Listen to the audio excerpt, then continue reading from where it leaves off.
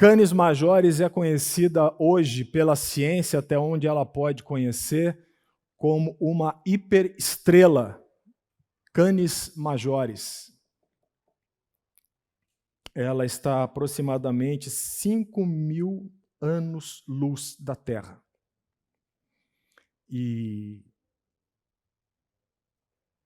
parece-me que ela é 2.000 vezes maior que o Sol.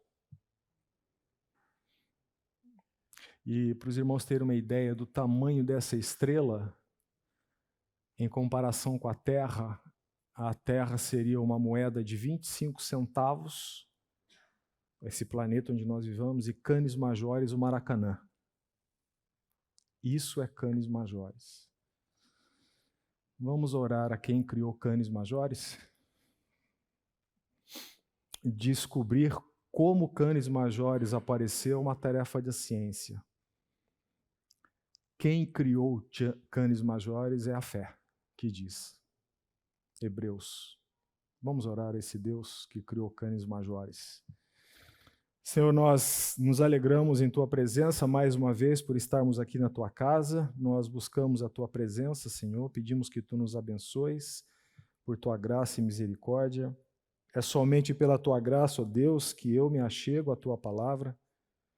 É somente pela Tua graça que eu tomo este lugar para falar da Tua palavra. A Tua graça, ó Deus, que me permite estar aqui, e a Tua graça que me permite, ó Deus, ter a dádiva que vem das Tuas mãos. Por isso eu te peço misericordiosamente que Tu nos abençoes neste tempo, comigo, todos os professores da IBD, toda a Tua igreja reunida, seja em classe, seja no templo, para que Tu possas falar ao nosso coração, para que Tu possas nos exortar, nos dar direção e, com base na Tua palavra, Deus, aplanar os nossos caminhos. Se Tu emudeceres, ó Pai, o tempo aqui será totalmente infrutífero, inócuo, desperdiçado. Por isso eu peço que Tu, mais uma vez, fales conosco, ó Deus. Abençoa-nos, guia-nos, dá-nos a Tua palavra, que não saia da minha boca nada que se desvie 1 milímetro sequer do que a Tua palavra diz e ensina. Muito obrigado por tudo, Senhor. Eu te peço e te agradeço no nome de Jesus. Amém, Senhor. Amém.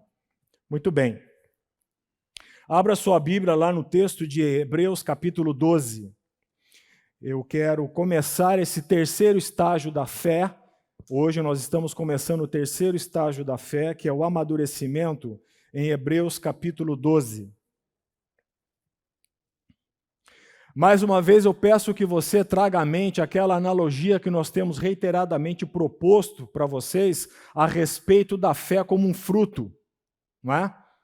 A respeito da fé como fruto. A analogia é recordando o fruto que a semente que cai na terra morre, ela germina, nós temos o nascimento da fé. O trabalho do agricultor faz com que a semente se torne um fruto, e esse fruto então passa a um segundo estágio, que é o seu desenvolvimento. O fruto começa a incorporar. Você olha o fruto dia a dia, você levanta um dia, no outro dia, você percebe, se você tem um olhar atento, né? O agricultor tem esse olhar atento para saber se o fruto está tendo um crescimento normal. Ele olha o fruto e ele percebe que de ontem, de anteontem, da semana passada para aquele dia, o fruto cresceu. Mas chega um momento que esse fruto, ele para de crescer. E quando para de crescer, ele começa a tomar um volume, ele começa a adquirir uma coloração. Esse é o amadurecimento. O fruto não cresce mais. Agora ele passa a um outro estágio, que é o estágio do quê? De amadurecer. O agricultor olha e ele sabe quando ele está começando a amadurecer. Aquele fruto está lá. As intempéries e somente a seiva da árvore, somente os nutrientes da árvore é que vão fazer com que aquele amadurecimento complete o seu estágio. Nós estamos entrando nesse estágio do amadurecimento. É visível aquilo. Ele está lá, nada mais pode ser feito, ele vai começar a amadurecer. e o último estágio da nossa fé, que é a consumação, quando o fruto é colhido. Nós veremos isso daqui próximo na outra aula. Então eu quero que você tenha em mente nessa analogia, essa figura de que o fruto parece estacionado, o fruto parece que não está mais desenvolvendo, mas ele está. O fruto parece que não tem mais nada para acontecer nele. O fruto parece que está isolado, é um tempo de espera. Se você colher aquele fruto antes desse tempo, ele perde o processo de amadurecimento, ele não servirá para nada. Já comeram uma fruta que está verde? O que ela provoca na nossa boca? Parece que nada está acontecendo. Essa é a palavra, é um tempo de espera. O agricultor pacientemente espera que aquele fruto amadureça, para que ele seja colhido. É onde eu estou entrando agora. Amadurecimento da fé, e eu quero começar com Hebreus capítulo 12. Estou usando a ARA. Hebreus capítulo 12 começa assim: portanto, todas as vezes que você encontra essa palavra, portanto, nas Escrituras, todas as vezes, quase que invariavelmente, todas as vezes, quando você encontra essa palavra, portanto, ela está, como diz Davi Meyer, que ela está funcionando como uma dobradiça de uma porta. Ela está abrindo uma porta de um assunto que já vem sendo discorrido lá atrás. Se começasse um novo tema, essa palavra seria totalmente incabível aqui. O portanto é com base em que nós já estamos expondo, com base naquilo que nós vimos falando, né? Com base no argumento que nós utilizamos, portanto, aí o autor parte para uma conclusão, parte para um desfecho daquele tema. Então, quando nós olhamos no começo do capítulo 12, portanto, nós temos que ter em mente duas coisas. Por que esse portanto está aqui? Para entendermos esse portanto, nós precisamos entender o assunto que ele está discorrendo. E aí é necessário nós voltarmos um pouco para trás. Duas coisas, então, a respeito desse portanto. O que o autor de Hebreus está tratando para chegar nesse portanto, para chegar nessa conclusão? Do que ele está falando? Qual é o tema dele? Aí nós precisamos voltar um pouco para trás. Nós vamos nos aprofundar um pouco nesse capítulo 12. Vá lá para Hebreus também, capítulo 10. Capítulo 10, verso 32 até o verso 37. Ou melhor, até o verso 39. Hebreus, capítulo 10, verso 32 até o verso 39. Eu leio aqui e os irmãos sigam aí nas vossas Bíblias. Lembre-se, nós estamos tratando de entender o portanto. Onde vamos colocá-lo eficazmente no nosso raciocínio? Hebreus 10, capítulo 32 até o capítulo... 10, versículo 32 ao versículo 39. Lembrai-vos, porém, dos dias anteriores em que, depois de iluminados, o autor de Hebreus está falando a um público cristão. Então ele está dizendo, tragam à memória, lembrai-vos, porém, dos dias anteriores em que depois de iluminados, ou seja, depois que a fé nasceu e se desenvolveu em vocês, depois de iluminados, sustentastes grande luta e sofrimentos. O autor de Hebreus está pedindo para que a sua audiência traga isso à memória. Isso tem tudo a ver com o portanto. Ora, grande luta e sofrimentos, verso 33. Ora expostos como em espetáculo, ora em opróbrio quanto de tribulações, ora tornando-vos coparticipantes com aqueles que desse modo foram tratados, porque não somente, verso 34, porque não somente vos compadecestes dos encarcerados, como também aceitastes com alegria o espólio dos vossos bens, tendo ciência de possuirdes vós mesmos patrimônio superior e durável. O autor de Hebreus está convocando a sua audiência para que lembre-se do que aconteceu, do que estava acontecendo. Depois que ele falou da aliança, depois que ele falou de Cristo como sumo sacerdote, acima da aliança, acima de Moisés, depois que ele falou que Cristo como sumo sacerdote, e em sendo sumo sacerdote, ele se compadece das nossas fraquezas, ele intercede por nós, ele sabe do que nós estamos passando, lá no capítulo 4, peço que você leia no capítulo 4, ele se compadece porque ele sofreu como nós sofremos. Depois de tudo isso, ele pede: lembrai-vos desta fase da vossa vida. E ele chega no verso 34 e diz: porque não somente vos compadecestes dos encarcerados, como também aceitastes com alegria o espólio dos vossos bens, tendo ciência de possuirdes vós mesmos patrimônio superior e durável. O que ele está dizendo aqui? Vocês, em verdade, eu testifico isso, vocês foram expoliados nos vossos bens. É muito possível aqui que o contexto histórico fale a respeito de um decreto governamental que determinou o arresto dos bens desse povo. É muito provável, não estou afirmando isso 100%, mas é muito provável que nessa situação famílias de cristãos tiveram as suas portas das suas casas arrombadas e fiscais, coletores, agentes do governo entraram e levaram os bens deles. Não somente isso, vocês passaram por tribulação, e tribulação de tal forma que trouxe vergonha a vocês. Vocês foram envergonhados pela maneira como vocês foram tratados e estavam vivendo. Mas é interessante que, levando em consideração isso tudo, no verso 35, ele muda a visão. Não tem nenhuma autocomiseração, não tem nenhum apelo ou nenhum endereçamento a esse povo dizendo: ai, que dó. Não tem nenhum apelo ou endereçamento a esse povo dizendo: que injustiça, eles foram injustiçados. Não tem nenhum endereçamento ou apelo dizendo a esse povo: tadinhos de vocês. Muito pelo contrário, o autor de Hebreus leva a um nível superior de visão. Ele muda a visão terrenal daquele povo e das tribulações que eles estavam passando. Ele diz: não, verso 35, não abandoneis, portanto, olha o portanto de novo aí, não abandoneis, portanto, o que? A vossa confiança. Ela tem grande galardão.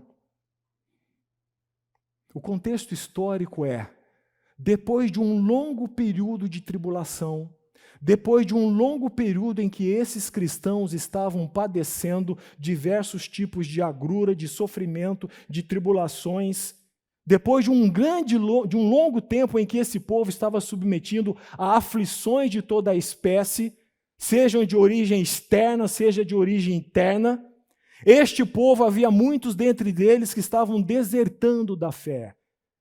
Havia uma pergunta pairando na mente de vários deles: se é assim, de que me adianta então continuar vivendo por esta fé? Se é assim, não é pergunta que às vezes você faz para você mesmo? Se é assim, qual é o objetivo, então, de estar vivendo isso? A deserção da fé, a apostasia da fé, passou a ser uma alternativa cogitada no meio desse povo. Esse é o pano de fundo da carta aos Hebreus. É por isso que o autor de Hebreus escreve essa carta para esse povo. Por acaso você não acha idêntico a algum raciocínio que você já teve?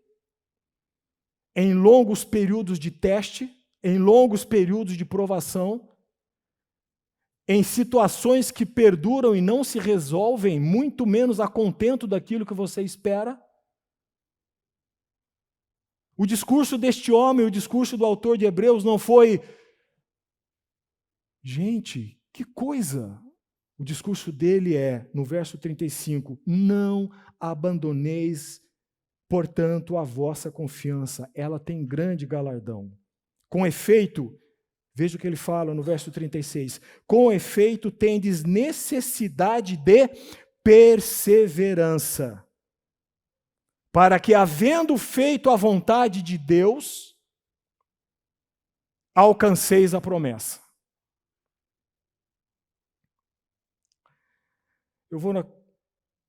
Eu irei muito claramente na contramão de muita coisa que você já possa ter ouvido, que você já possa ter lido, que você já possa ter ouvido da boca de homens com algum tipo de nome no meio evangélico. Eu vou na contramão de tudo isso porque o texto me autoriza a ir na contramão de tudo isso e a dizer, pontualmente, não há como a nossa fé amadurecer se não houver sofrimento. Não há como a minha fé e a sua fé, aquele fruto que está mudando a tonalidade, que está se preparando para levar aos outros o fim para o qual ele existe, não há como a minha fé, a sua fé e a fé de qualquer cristão amadurecer, senão através do sofrimento. Porque se não fosse assim, este homem, o autor de Hebreus, não teria escrito isso. Com efeito, tendes necessidade de perseverança, para que, havendo feito a vontade de Deus, qual é a vontade de Deus? Em meio àquela situação, perseverai, para que aumente a vossa confiança. Para que, havendo feito a vontade de Deus, alcanceis a promessa. Veja como ele transcorre até o final. Porque ainda dentro de pouco tempo, aquele que vem virá. Percebem que o autor de Hebreus está pegando aquela plateia que estava sendo objeto, destinatária de um sofrimento, quiçá que nem eu, nem nenhum de vocês tenha padecido até hoje. Ele está pegando essa plateia com essa visão e está dizendo, olha, a visão é esta. Em meio a isso que vocês estão passando, Deus está realizando a sua obra. Ele não está dizendo a vontade de Deus é que vocês saiam disso. A vontade de Deus é que vocês abandonem isso. Muito pelo contrário, ele está dizendo a vontade de Deus é que em meio a isso vocês perseverem. Tendes necessidade de perseverar. Ele está falando àqueles que estavam dizendo, se é assim, para que eu estou na igreja? Se é assim a minha vida, para que eu sirvo a Deus? Vocês percebem que essa é a mesma mentalidade do irmão mais velho do filho pródigo?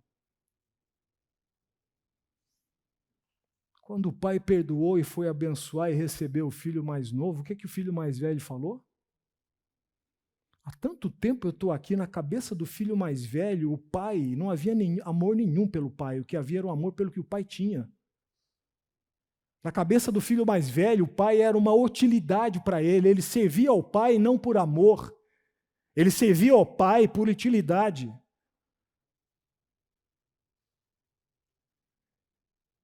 E o autor de Hebreus está dizendo para eles, tendes necessidade de perseverar, porque havendo feito a vontade de Deus, vocês alcançarão a promessa, porque ainda dentro em pouco tempo, aquele que vem virá e não tardará.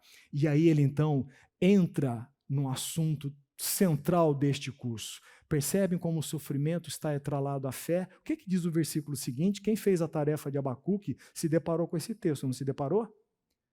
Os que fizeram a tarefa de Abacuque se depararam com esse texto. Olha o que fala no verso 38. Todavia, o meu justo viverá pela fé. Ele está dizendo, todavia, o meu justo não vive pelos resultados. O meu justo não vive pelo fato do quanto ele está sendo abençoado. E, gente, vamos ser sinceros. O conceito de bênção para nós está atrelado ao conceito de publicidade. Não é isso? Nós desejamos que os outros vejam que nós estamos sendo abençoados e nós reputamos que isso é uma bênção. Um anônimo, e é anônimo mesmo, não é porque eu estou esquecendo o nome do autor, é anônimo, da fonte que eu tirei é anônimo, ele é citado como anônimo. Ele nos dá um conceito de bênção espetacular. Ele diz que bênção é tudo aquilo que cumpre o propósito de Deus na sua vida. Uma boa promoção é uma bênção? Sim. Uma doença também pode ser. Um desemprego. Uma situação aflitiva. Percebe o conceito de bênção? Bênção é tudo aquilo que cumpre o propósito de Deus na sua vida. É o propósito de Deus na sua vida. Com efeito, tendes necessidade, porque, todavia, o meu justo viverá pela fé. Olha a linguagem onde ele posiciona a visão para frente. Todavia, o meu justo viverá pela fé. O que diz aí? Me ajude com a garganta. Se retroceder, nele não se compraz a minha alma. Queridos, nós não fomos chamados para andar para trás.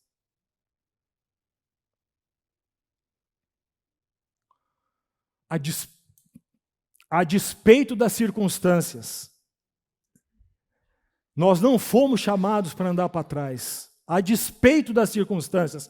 E se retroceder, nele não se compraz a minha alma. Por acaso nós não gostamos de dizer que o fim de Deus na nossa vida não é nos tornar mais parecidos com Jesus Cristo? É isso? O que Jesus fez diante da cruz? O que Jesus fez diante da cruz?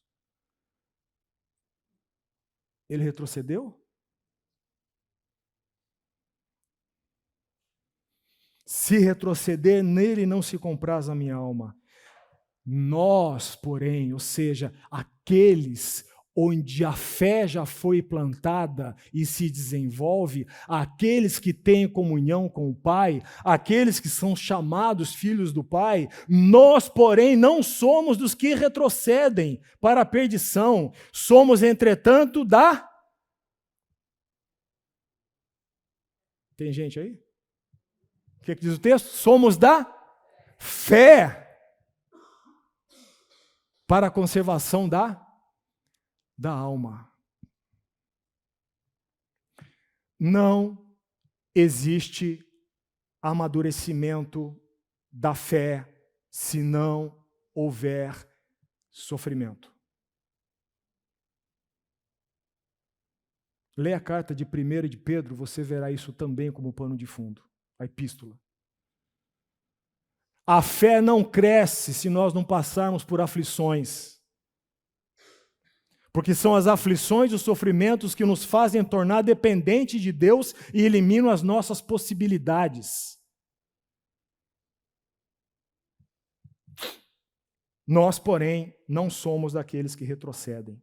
E aí ele avança no argumento, entra no capítulo 11, que é a galeria dos heróis da fé, e cita vários homens e até mulheres, vários homens que pelo testemunho da fé, eles não viram aquilo que esperavam, mas alcançaram o quê? Alcançaram a promessa. Vários homens, dos quais o autor fala que o mundo não era digno deles. Para arrematar o argumento, ele entra então, já que ele desfechou, ele falou assim, olha, o que vocês precisam não é desertar da fé, muito pelo contrário, o que vocês precisam é de perseverar, é de aproveitar a oportunidade para crescer na fé, para amadurecer em fé.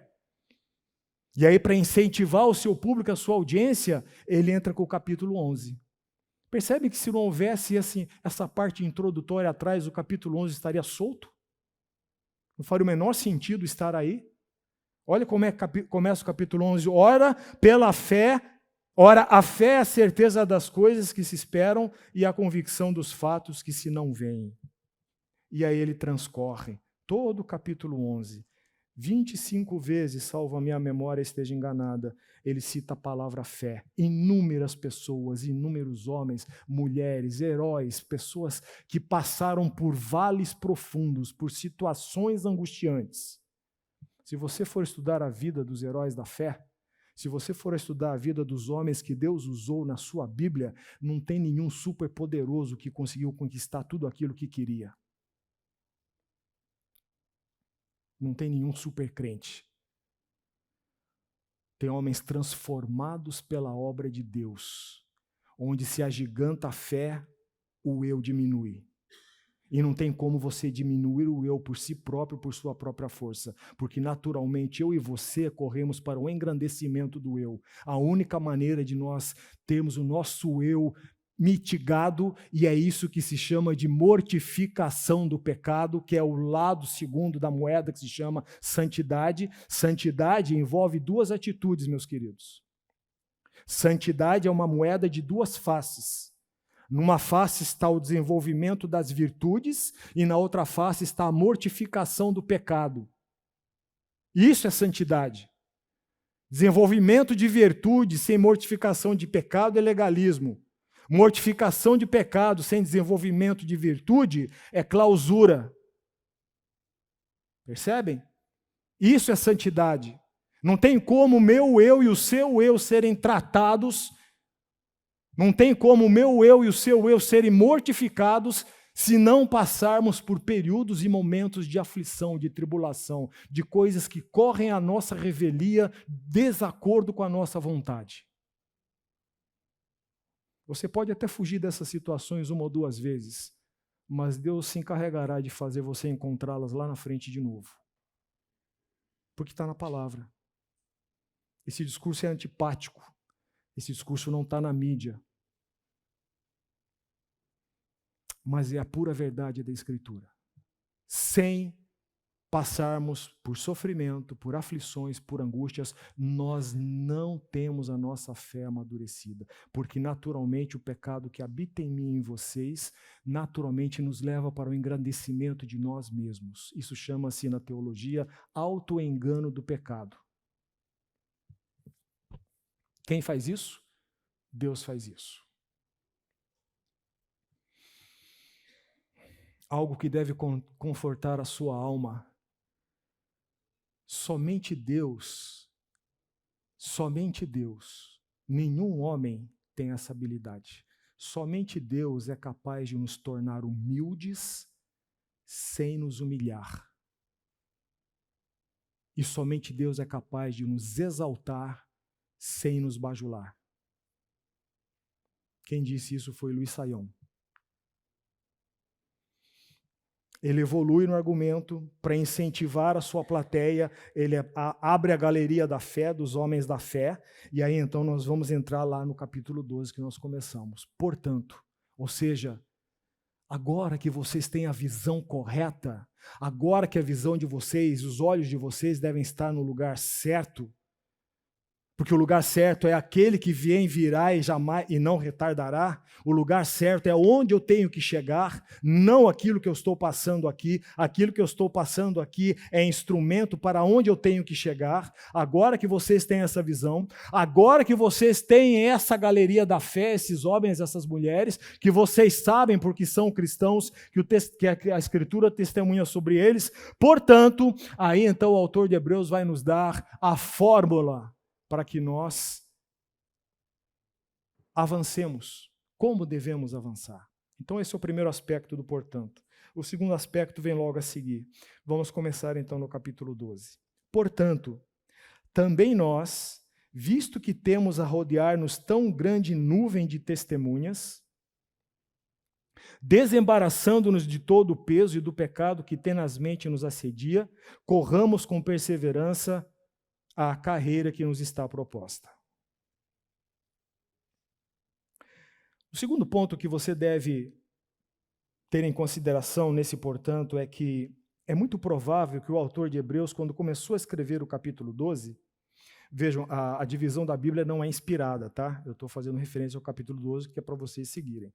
Mas, muito provavelmente, quando ele começou a escrever o capítulo 12, o que estava na mente desse homem era um anfiteatro grande, onde nele havia uma competição. Muito provavelmente era essa imagem que o autor de Hebreus tinha na sua mente. Aliás, o Novo Testamento parece simpatizar com uma das figuras que ele faz analogia com a vida cristã, a par do soldado, do militar, é o atleta. Abra lá em 1 de Coríntios, capítulo 9, verso 24. Quem achou, por favor, leia. 1 de Coríntios 9, 24.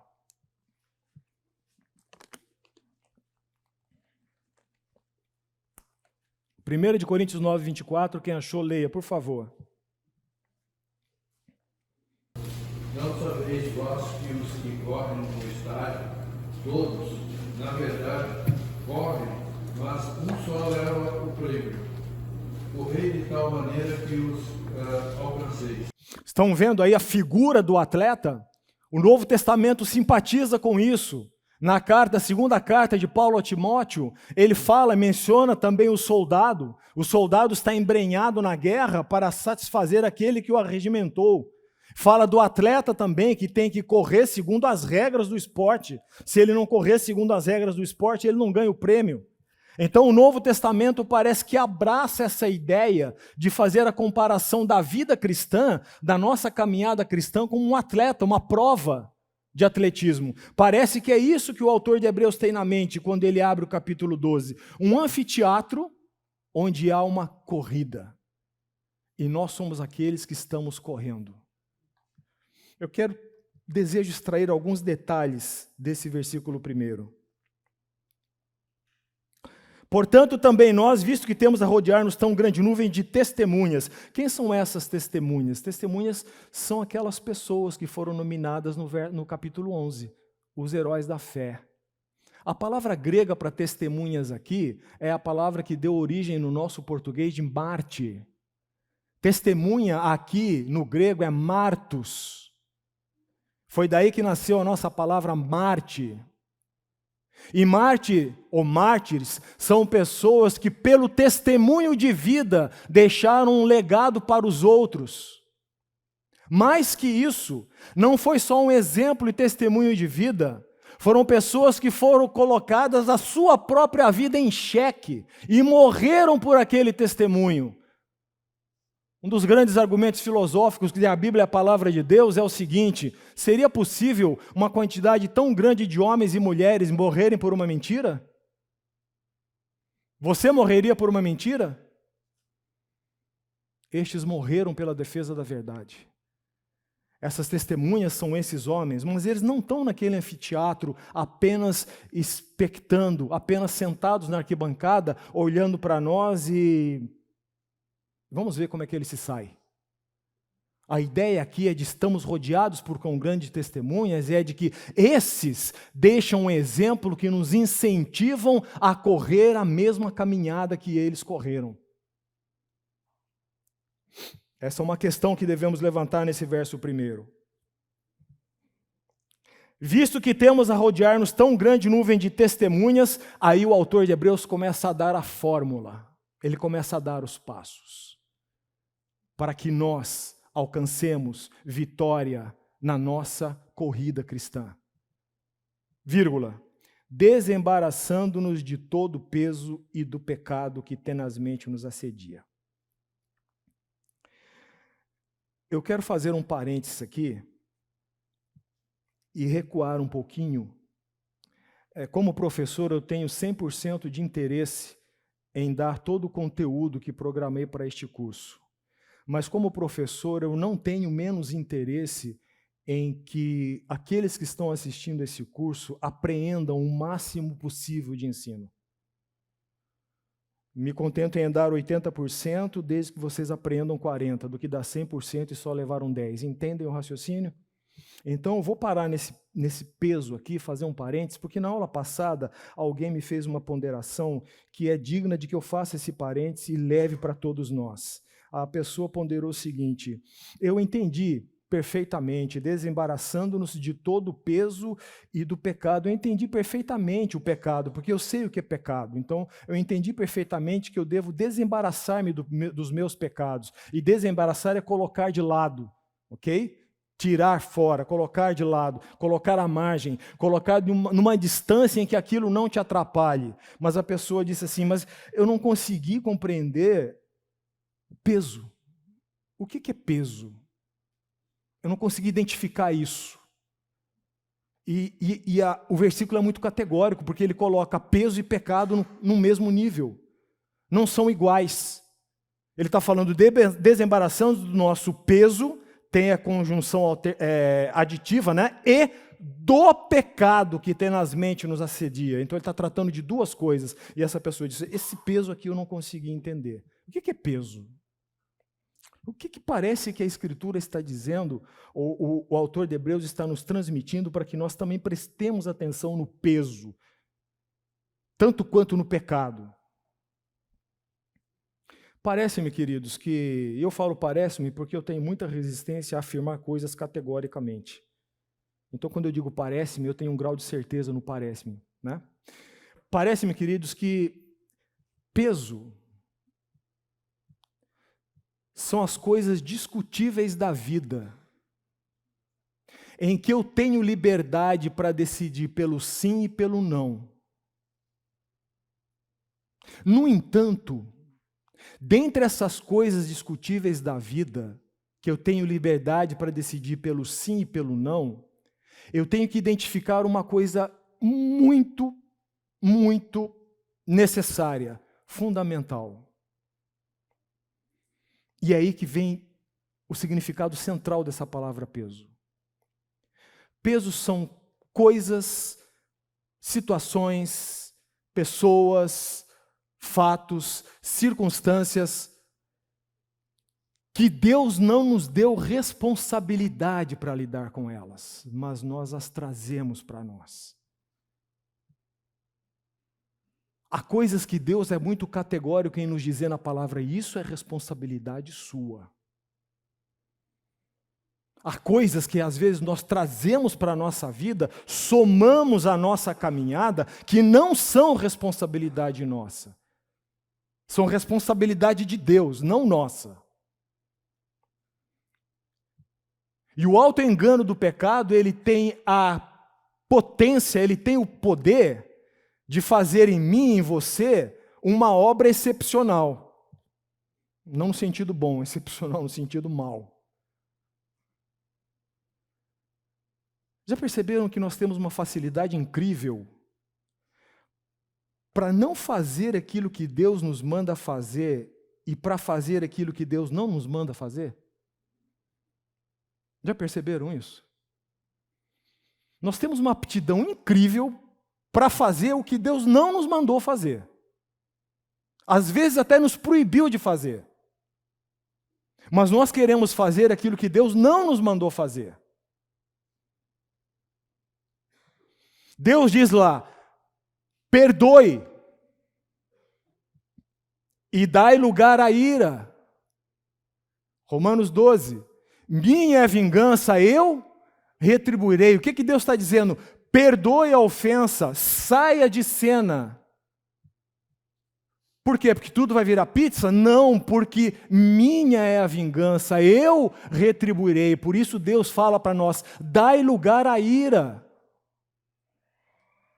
Mas é o sinal? Não acredito. Vou dar lugar à ira. Mas já perceberam que nós fazemos justamente o contrário?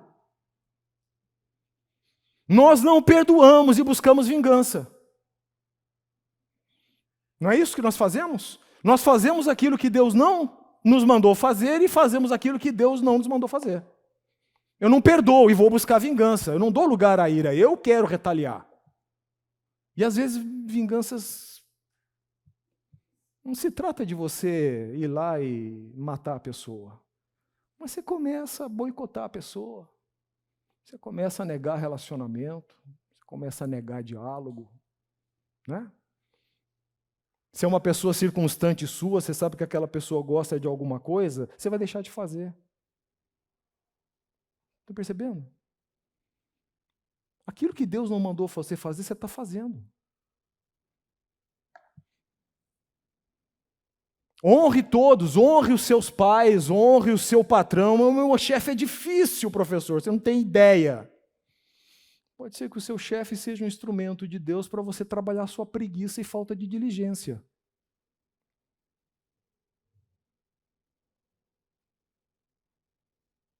Alguns anos atrás, eu estava numa reunião de jovens e um jovem foi à frente dar um testemunho pedindo oração que ele estava sendo perseguido porque ele era cristão no ambiente de trabalho. O que esse jovem não contava é que uma pessoa que estava lá conhecia o empregador dele, o empregador dele conhecia outra pessoa e essa pessoa me conhecia. E, na verdade, o que acontecia ali não é que ele estava sendo perseguido porque era cristão, ele estava sendo perseguido porque era preguiçoso.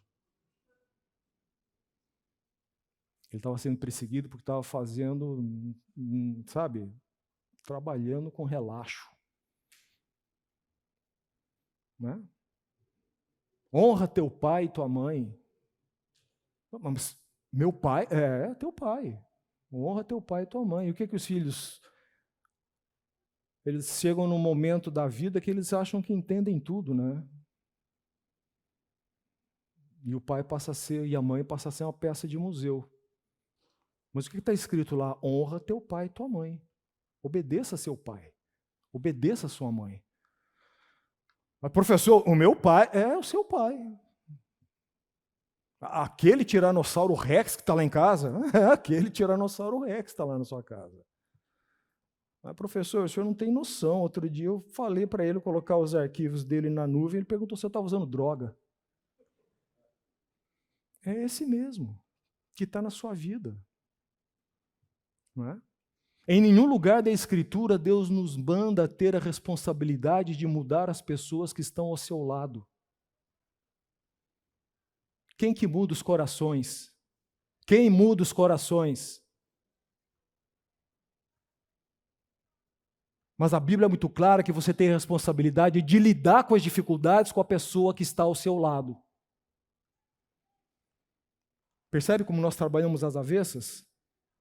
Eu quero mudar, porque se eu mudar, a pessoa vai mudar do jeito que eu quero e a pessoa do jeito que vai ficar mudada do jeito que eu quero vai me dar menos trabalho, se conformar ao meu jeito, a minha visão, a minha expectativa, então eu assumo uma conduta controladora e manipuladora. Eu quero mudar o outro. Mas, na verdade, a Bíblia não pede isso para você, nunca te deu essa responsabilidade. Percebem o que são pesos? Mudar as pessoas é responsabilidade de Deus. Mas essa pessoa está na minha vida, sim, ela está na sua vida para você lidar com ela.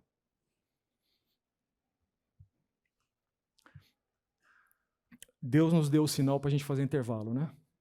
Então façamos intervalo, já voltamos.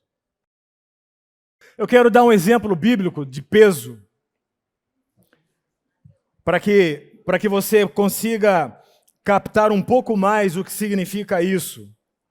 E percebam que peso tem o mesmo peso do pecado. Porque o autor de Hebreus colocou os dois em grau de equiparação, né? Desembaraçando-me de todo o peso e do pecado. Eu quero dar um exemplo bíblico a respeito do que vem a ser um peso. Peso necessariamente, de novo, não é um pecado. Mas nós temos que estar atentos a eles. Porque peso tem a função de firmar você num lugar. E se você fica firmado naquele lugar, você empaca. Se você empaca, você não anda. Desculpe de novo. Abra sua Bíblia em Gênesis capítulo 12. Gênesis capítulo 12. Eu quero fechar o parênteses, mas eu quero dar esse exemplo. Gênesis capítulo 12.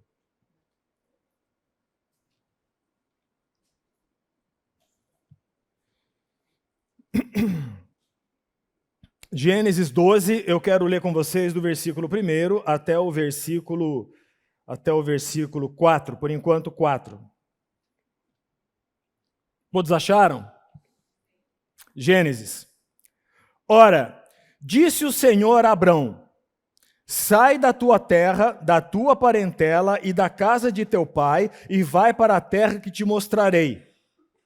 De ti farei uma grande nação, e te abençoarei, e te engrandecerei o nome. Sê tu uma bênção. Abençoarei os que te abençoarem, e amaldiçoarei os que te amaldiçoarem. Em ti serão benditas todas as famílias da terra. Verso 4.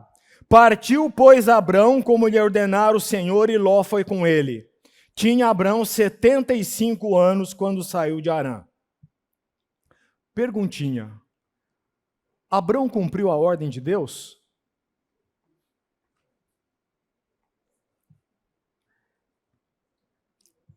Eu vou facilitar a resposta. Abrão cumpriu 100% a ordem de Deus?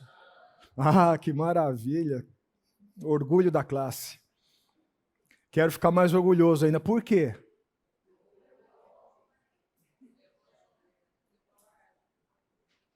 O que Deus disse para Abraão? Sai da tua terra e da tua parentela.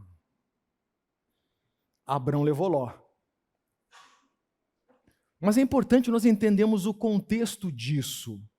Olha lá no capítulo 11, verso 27. 11 de Gênesis, capítulo 11 de Gênesis, verso 27.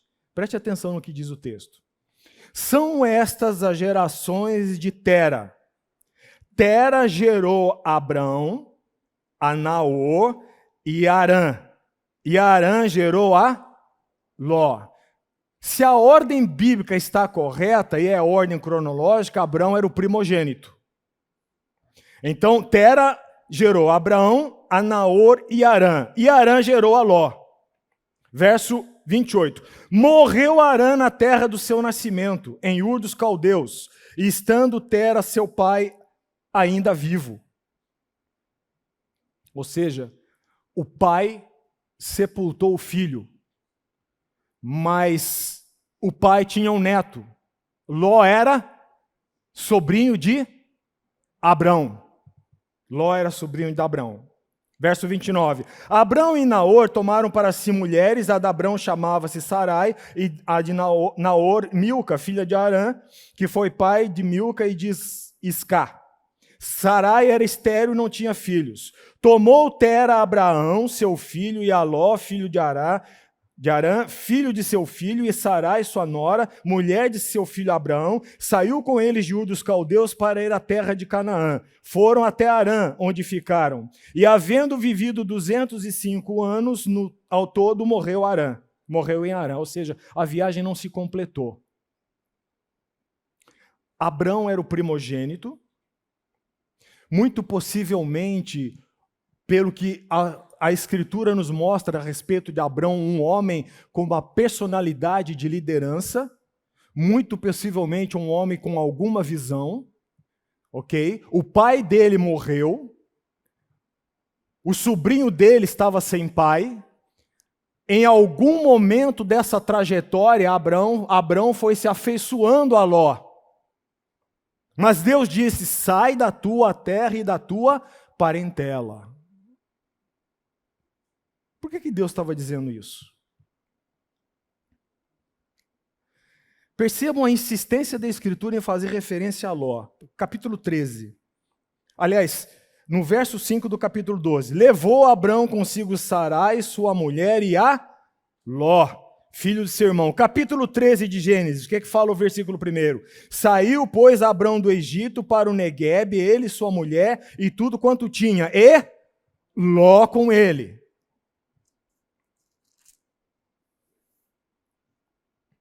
Verso 5 do capítulo 13. O que está escrito? Ló ia com Abrão, também tinha rebanhos, gado e tendas. O pai da fé não teve fé suficiente para entender que Deus, quando nos manda fazer algo, Ele cuida de todas as circunstâncias periféricas desse algo que Ele nos manda fazer.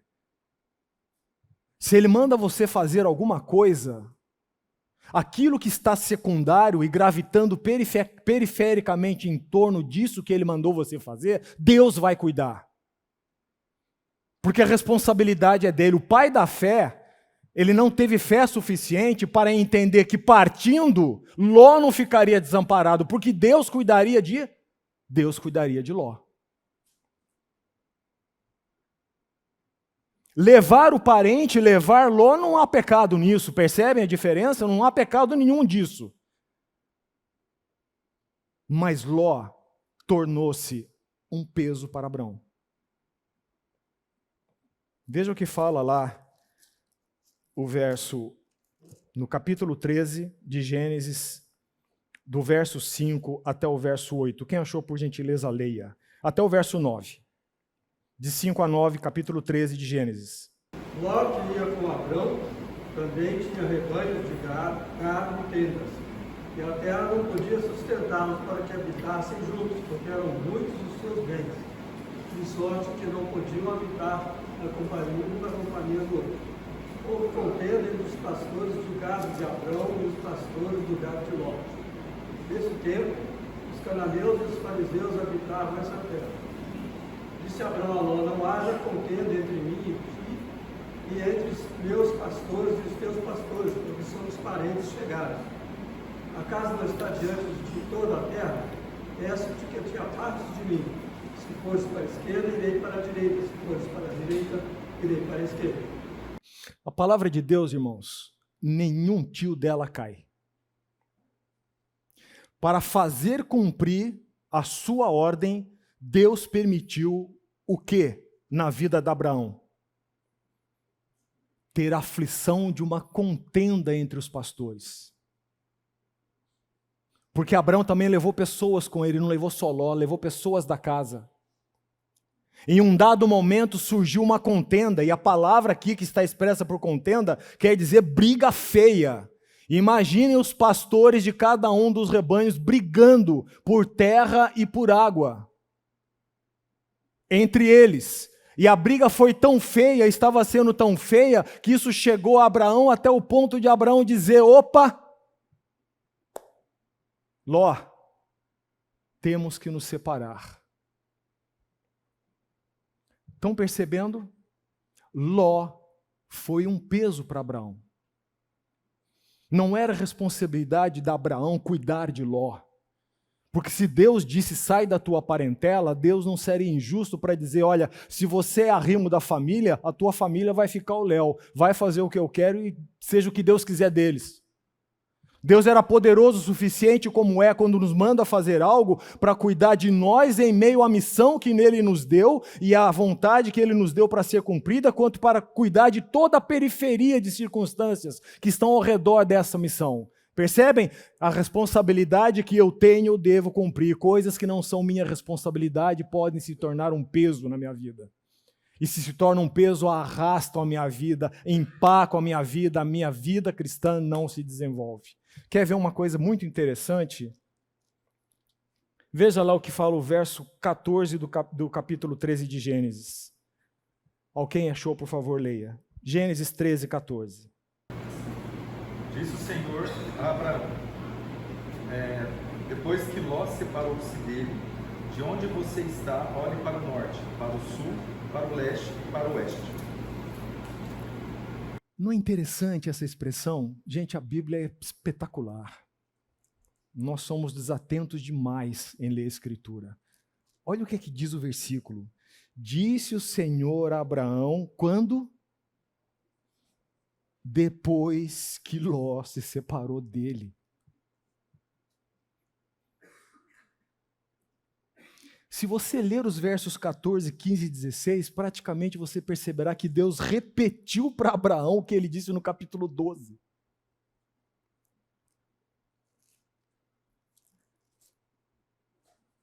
Quando Abraão pegou Ló e foi, Deus, Abraão, não é isso, Abraão. Mas pacientemente Deus acompanhou Abraão. Mas permitiu o que na vida de Abraão para ele entender a ordem? Permitiu o quê? Contenda. Depois que eles se separaram, Deus apareceu novamente a Abraão e disse, Abraão, entendeu? Você entendeu? o que eu pedi para você lá atrás? Então vamos caminhar. Só que houve consequências da decisão de Abraão. E se você for lá em Gênesis, capítulo 14, você vai perceber que Ló meteu-se em uma outra encrenca. E Abraão teve que ir atrás para resgatar Ló. Leia o capítulo 14 em casa. Estão percebendo que é um peso? Necessariamente não é o pecado, mas é algo que pode atrapalhar a sua carreira cristã. É algo que pode te tirar o foco de onde você tem que chegar e o que você tem que fazer para chegar lá. Fecha parênteses, voltemos para Hebreus capítulo 12. Hebreus capítulo 12.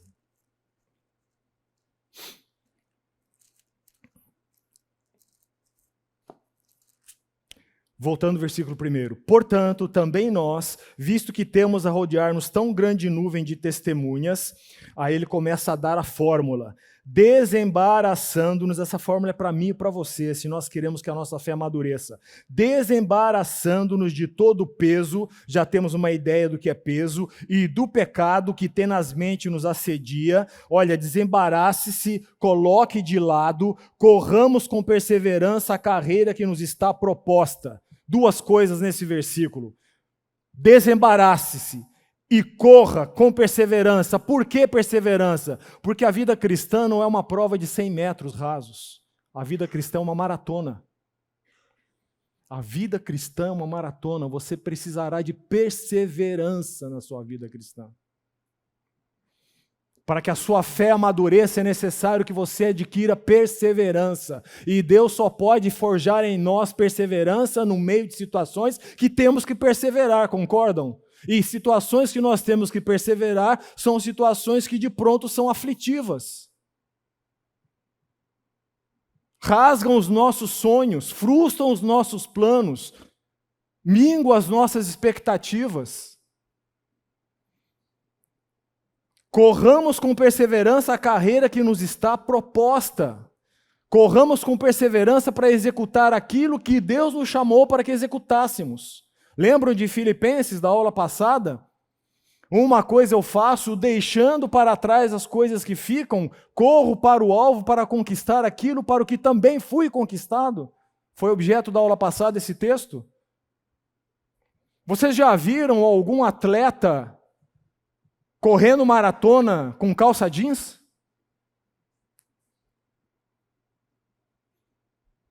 Com uma mochila levando uma barrinha e um suquinho? Num outro contexto de vida, você já viu algum soldado em exercício lá na floresta amazônica de short, camiseta e tênis? Qual que é a grande diferença do maratonista para o velocista de 100 metros rasos?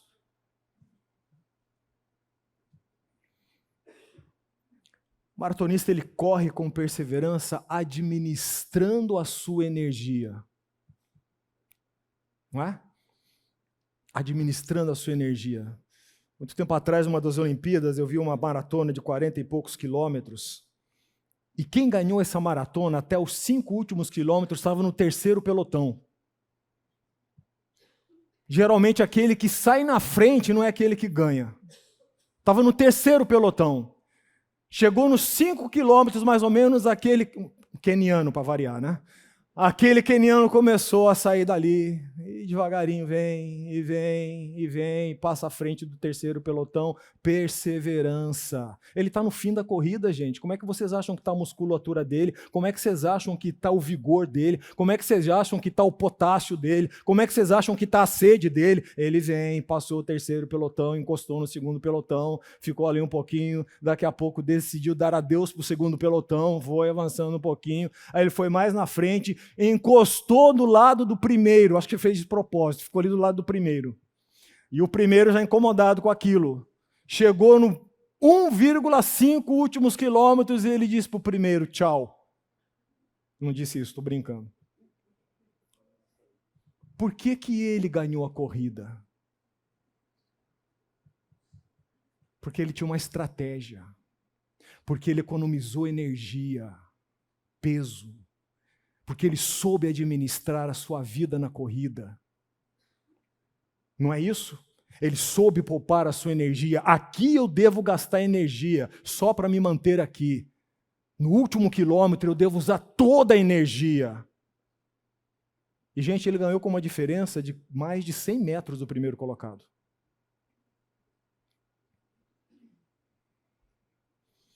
A nossa vida cristã, queridos, é uma maratona. Quando termina? Quando Jesus te arrebatar ou você morrer.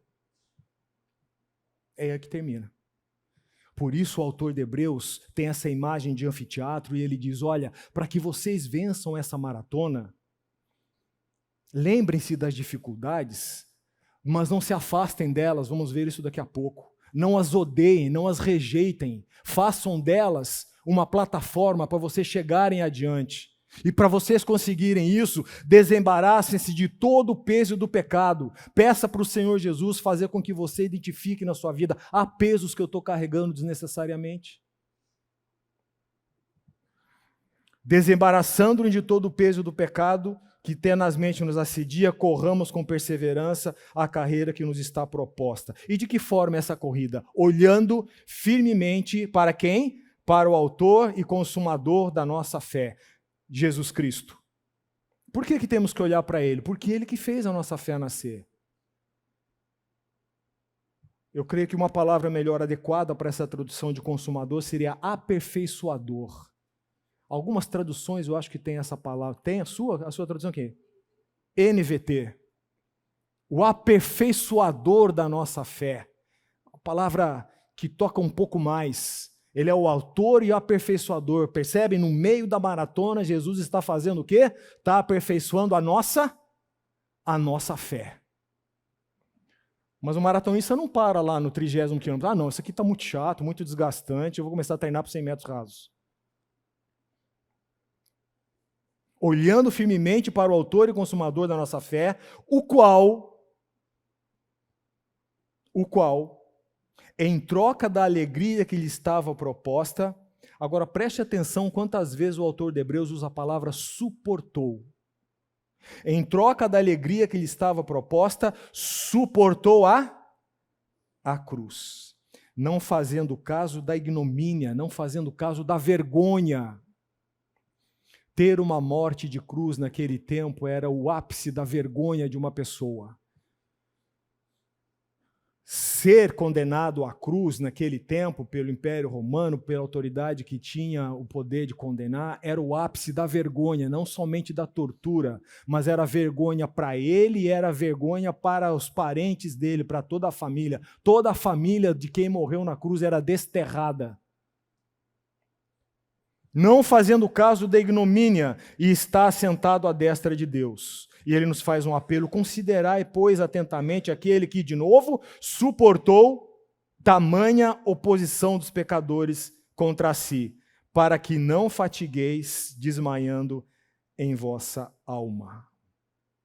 Fazendo o raciocínio inverso. Creio que vocês aqui, como eu, já tiveram tempos na vida em que desmaiamos, desanimamos. E se você fizer o raciocínio inverso do que está dito nesses versículos, você poderá achar a causa do seu desânimo ou de ter desmaiado. Muito provavelmente você não estava desembaraçando-se de algo e não estava colocando a sua fé e sua esperança no lugar certo.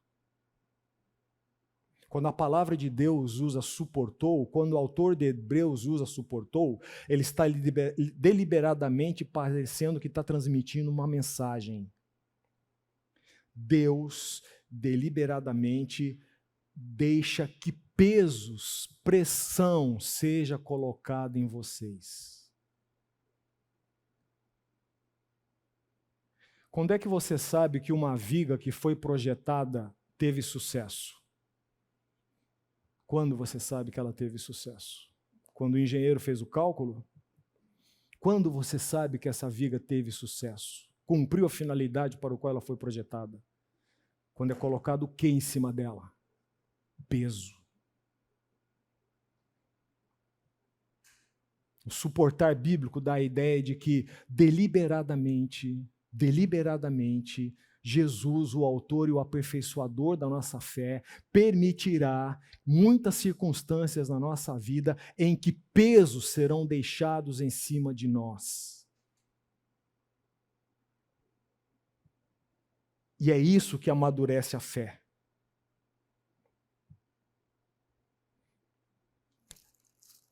Rapidamente, vai lá para 2 de Pedro. E alguém leia do capítulo 1, do verso 4 até o verso 8. 2 de Pedro, capítulo 1, verso 4 até o verso 8. Quem achou, por gentileza, leia.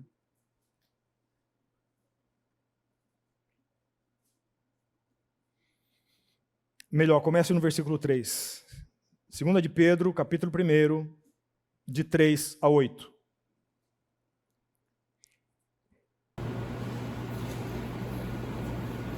Visto como pelo seu divino poder os tem situados todas as coisas que conduzem à vida e à piedade, pelo conhecimento completo daquele que nos chamou para a sua própria glória, pelas quais nos doadas as preciosas e muito grandes promessas, para que por elas nos tornemos participantes da natureza divina, livrando-nos da corrupção das paixões que há no mundo.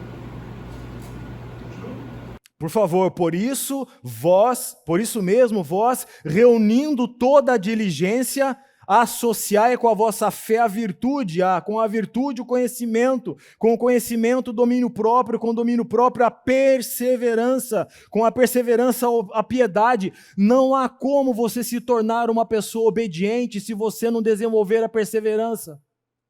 Pessoas que fogem das suas responsabilidades, pessoas que fogem das suas dificuldades, pessoas que criam mecanismos de fuga das situações, jamais desenvolverão perseverança e jamais desenvolverão obediência.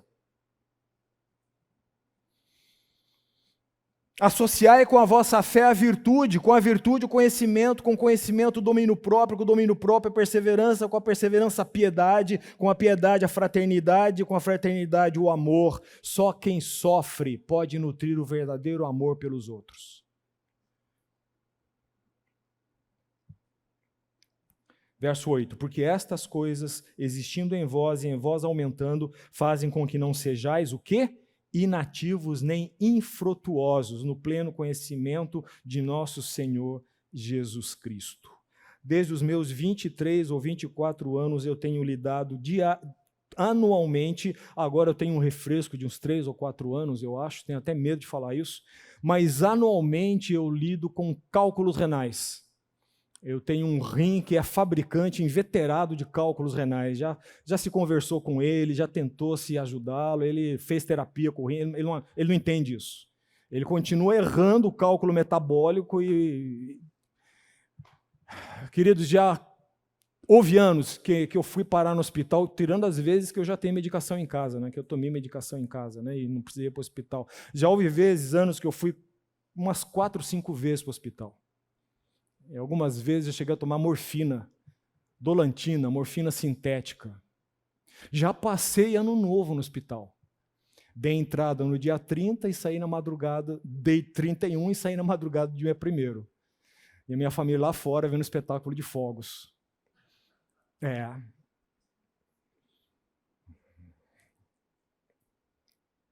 Nessa caminhada, passei várias vezes por vários médicos e pessoas em que praticamente no rosto deles você via assim, deve ser tudo isso.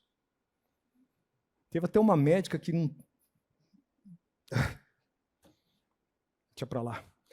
Ela quis fazer a minha ficha de atendimento e eu lá, roendo corrente na cama. Mas eu me recordo de uma dessas vezes em que eu avancei porta dentro,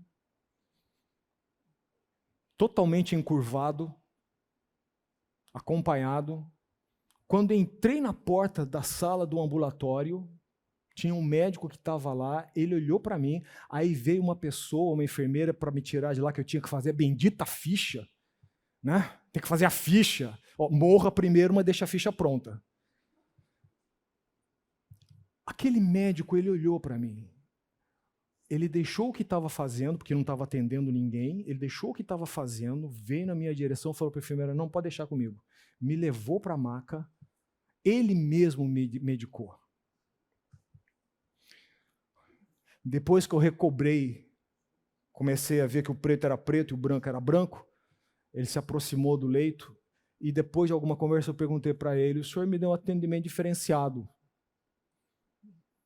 Ele falou assim, é? Eu falei, o senhor me deu um atendimento, eu quero parabenizá-lo. Ele falou assim, eu tenho isso.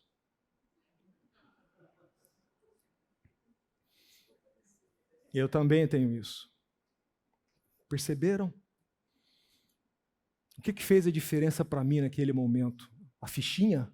O que fez a diferença para mim? Uma pessoa que tinha passado pelo mesmo sofrimento. Ele sabia que ali tinha dor. Eu também tenho isso. O sofrimento desenvolve tudo isso em nós. E eu quero terminar avançando para a última parte do capítulo 12. Volte lá para Hebreus, capítulo 12. Estamos encerrando a aula, não o tema. Capítulo 12.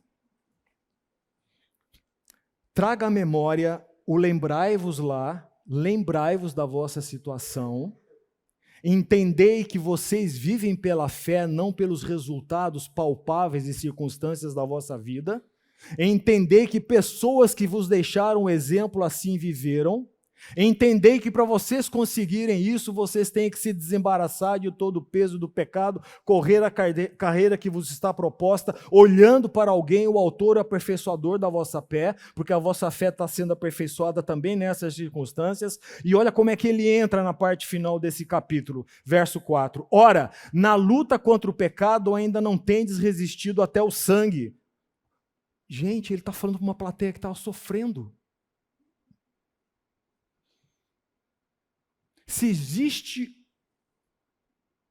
existe alguém na face da terra que deve ser uma pessoa resistente ao sofrimento, paciente e perseverante, essa pessoa é o cristão. Olha o que ele fala. Ora, na vossa luta contra o pecado ainda não tendes resistido até o sangue, e já estáis esquecidos da exortação que, como a filhos discorre convosco, filho meu, não desprezes a correção que vem do Senhor, nem desmaies quando por ele és repreendido, ou reprovado. Porque o Senhor corrige a quem ama, e açoita todo filho a quem recebe. Verso 7. É para a disciplina que perseverais. Deus vos trata como filhos, pois que filho há que o pai não corrija, ou não corrige? Mas se estáis sem correção de que todos se tenham tornado participantes, se somos cristãos, somos participantes disso, logo sois bastardos e não filhos. Antes de passar para o verso 10, a NVI, nessa parte, eu tenho preferência da maneira como ela traduziu o verso 7. Alguém tem NVI? Se alguém tem NVI, por favor, leia o verso 7 do capítulo 12 de Hebreus, em alto e bom som. O que é que diz a NVI?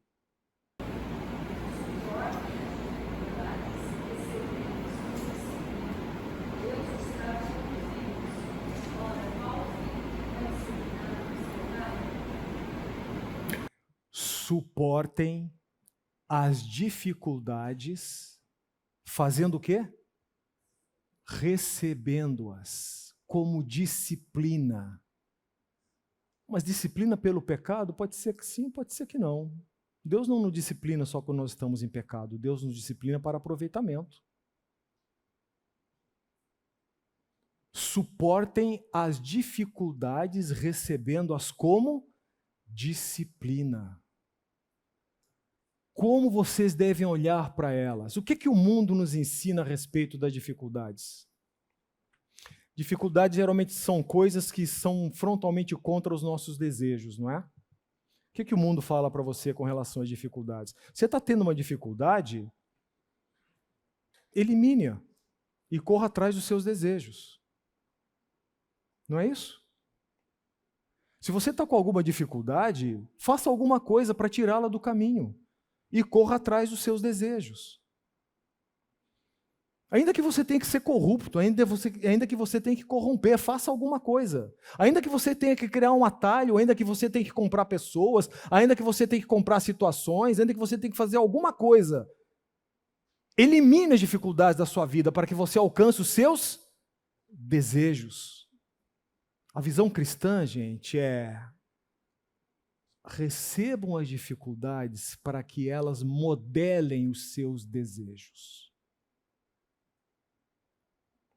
Recebam as dificuldades que vêm de Deus para que elas modelem os seus desejos, para que elas moldem nas mãos do aperfeiçoador o seu caráter. E aí então no verso 10 e verso 11 do capítulo 12, por favor, alguém leia. Pode ler do verso 8 até o verso 11, por gentileza.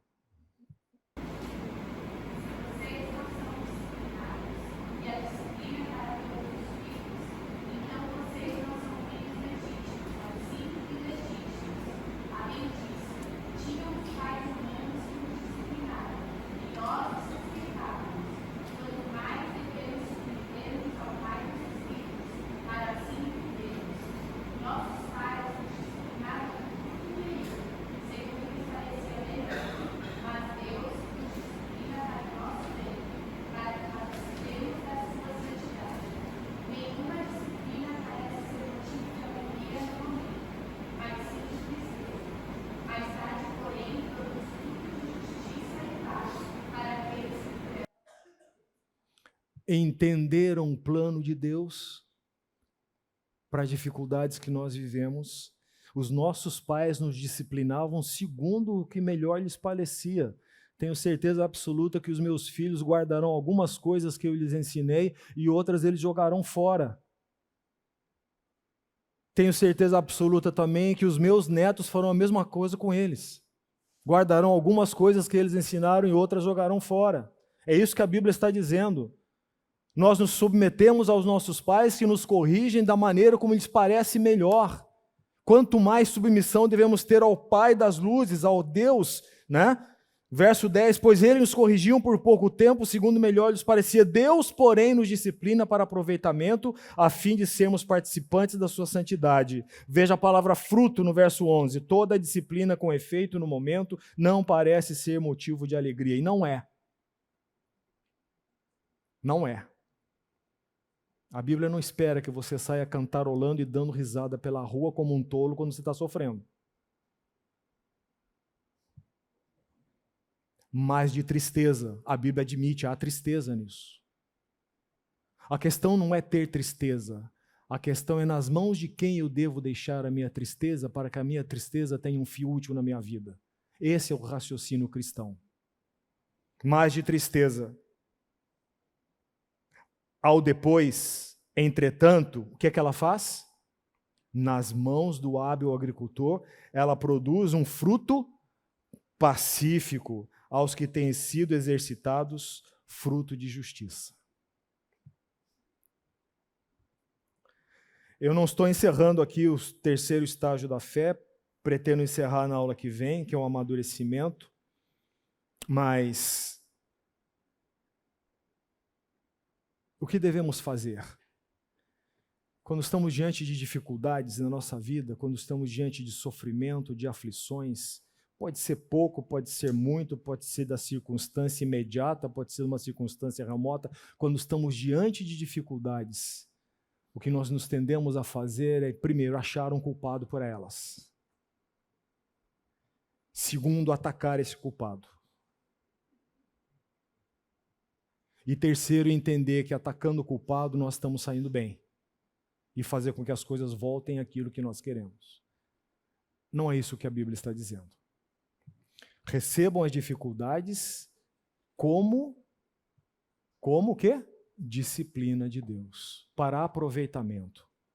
Deus, como eu já falei 2 aulas atrás, trabalha 24 horas. Jesus deixou isso claro no Evangelho de João. O meu Pai trabalha sempre e continua trabalhando.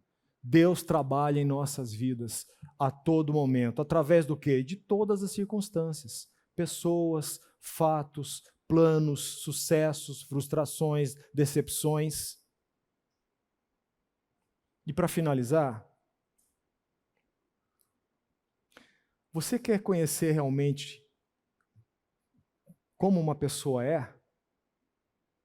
Não pergunte a ela o que é que ela acha que ela é. Se você quer saber realmente como alguém é, diga-lhe não. Por um interesse legítimo. Negue-lhe um direito. Frustre-lhe um plano. A reação dessa pessoa a esse não colocará para fora quem realmente é aquela pessoa. Não o que ela diz ser ou pensa que é. O sofrimento, a aflição, os calores da vida têm o poder de nos mostrar quem realmente nós somos, não o que nós pensamos que nós somos, e tem o poder de testar o valor que realmente nós damos a Deus. Caminhar cantando quando tudo vai bem é fácil. O nosso valor a respeito de Deus é testado na aflição. De novo, foi isso que aconteceu com Jó. Amém, queridos? Alguém tem alguma colocação, alguma pergunta que queira fazer? Não ficou claro para mim o relacionamento do cristão com o sofrimento, como que a gente se dirige a ele.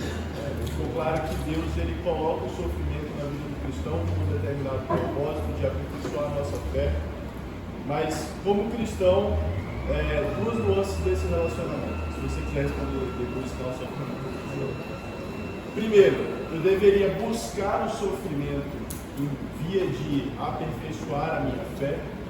E segundo, uma vez que ele me é apresentado, uma fé madura nunca pede para ele ser retirado, ao contrário, simplesmente aceita, como sabendo que é uma dádiva de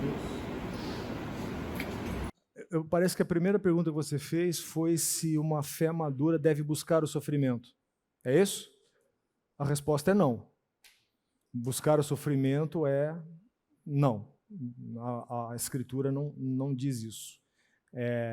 O sofrimento vem não como algo que eu busque, mas algo que Deus permite na minha vida.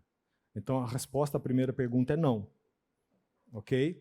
Se não fosse assim, eu conseguiria a purificação através da busca do sofrimento. Então qualquer chicotada que eu desse em mim, eu estaria purificado. Ou viveria num monastério. Então a fé madura não busca o sofrimento. A fé madura recebe o sofrimento, olha para o sofrimento e, via de regra, faz uma pergunta: Senhor, o que tu queres fazer na minha vida através desse sofrimento? A fé madura pode pedir a Deus que lhe retire o sofrimento? Sim. O livro de Jó passou quase que o livro inteiro pedindo isso a Deus. É pecado nisso de maneira nenhuma. É pecado que eu chegue diante de Deus e me exponha e diga: Senhor, não estou entendendo isso, estou sofrendo com isso, não está fazendo menor? Não, de maneira nenhuma. Deus é um pai bondoso. Deus não é melindroso, Deus é bondoso. Ele não se ressente. Então você pode falar qualquer coisa para ele, desde que não seja pecado. Você pode falar qualquer coisa para ele. Então, respondendo a primeira pergunta, a resposta é não. Devo buscar o sofrimento? Não. A fé madura deve pedir para o sofrimento sair? A questão de deve é que eu ponho em xeque. A fé madura não foca nisso. A fé madura entende que Deus, a seu tempo, fará a obra através do sofrimento. E se lhe aprover, ele tirará. Há pessoas que sofrem a vida inteira. A história na tradição cristã de homens que tiveram que lidar com sofrimento na vida dele a vida inteira. Isso é um mistério. Por que ele e não eu? Por que eu e não ele? Soberania de Deus. No entanto, a fé madura olha para o sofrimento, não reage contra ele, não busca um culpado por aquilo, ainda que o sofrimento tenha vindo pelas mãos de alguém.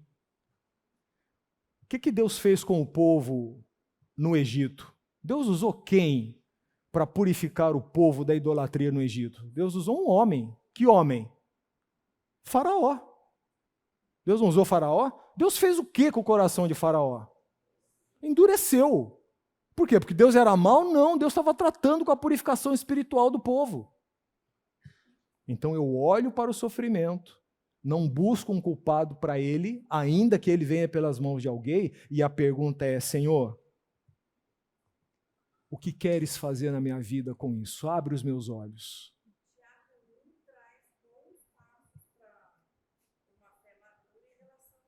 Exatamente, exatamente, Tiago capítulo 1. Respondido? Tranquilo? Muito bem.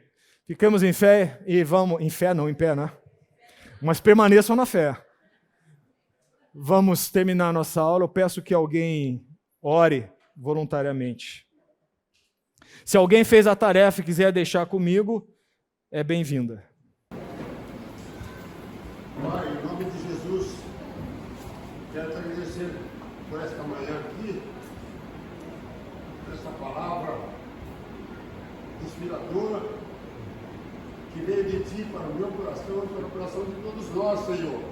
Amém. Muito obrigado pela vida deste professor, que foi o Teu instrumento nesta manhã, para que nós parássemos, para que eu parasse e fizesse um balanço da minha vida até aqui, aos 88 anos de vida, perguntasse a mim mesmo: o que eu devo fazer, Senhor? Peço que eu faça. Qual é o Teu propósito? Age na minha vida, Senhor. Age Amém. na vida de todos nós. Amém. Abençoe esse professor, Senhor, que tem passado por dificuldades, lutas e aflições ao longo de sua vida. Mas os Teus propósitos estão sendo alcançados através da vida dele, Senhor. Nós te agradecemos por isso. Amém. Em nome de Jesus, Senhor. Amém.